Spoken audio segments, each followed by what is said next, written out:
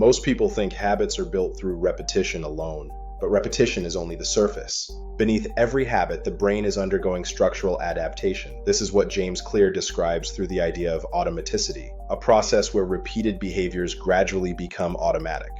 Not because the action becomes morally important ellipsis, but because the brain is designed to conserve energy.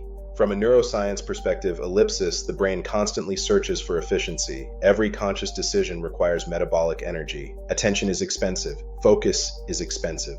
Deliberate thinking is expensive. So when the brain notices a behavior being repeated consistently, it begins transferring that behavior into lower energy neural processing. The action moves from conscious effort, toward automatic execution.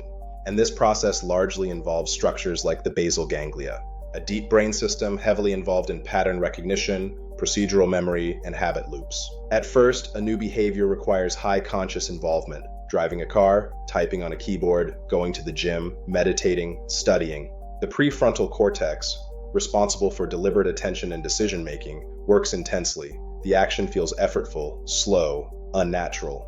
But repetition changes neural efficiency, synaptic pathways strengthen, the brain predicts the sequence more easily, and eventually the behavior begins requiring less conscious thought. This is automaticity, the nervous system saying, I know this pattern now. And modern life provides powerful examples everywhere. Most people no longer consciously decide to check their phones. The cue appears, and the body reacts automatically. A vibration, a notification, a moment of boredom, and the hand moves before awareness fully arrives. This is not simply lack of discipline. It is learned neural automation.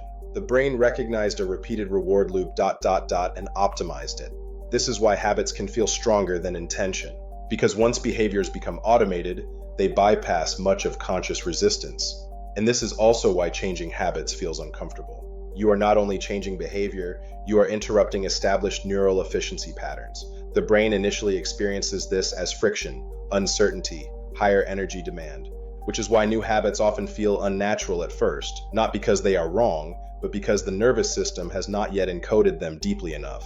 And this explains one of the deepest truths about human behavior. Repetition changes identity biologically before it changes identity psychologically. The nervous system adapts first, then the behavior starts feeling natural. Then the person says, this is who I am. Modern technology understands this process extremely well. Social media platforms engineer automaticity deliberately. Repeated cues, variable rewards, infinite scrolling. Attention loops designed to become neurologically automatic. And over time, many people lose awareness of how much of their day is running through unconscious behavioral scripts. Wake up, check phone, scroll, refresh, consume, repeat.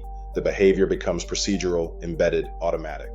And maybe this is why conscious habit design matters more now than ever before, because the brain will automate whatever is repeated frequently, whether the pattern destroys you or strengthens you. Distraction can become automatic, anxiety can become automatic, negative thinking can become automatic, but focus can also become automatic. Reading, exercise, calmness, deep work, presence. The same nervous system capable of automating distraction can automate peace. And perhaps this is the deeper lesson behind all habits. Your future is not merely shaped by what you desire occasionally. It is shaped by what your nervous system repeatedly learns to do automatically.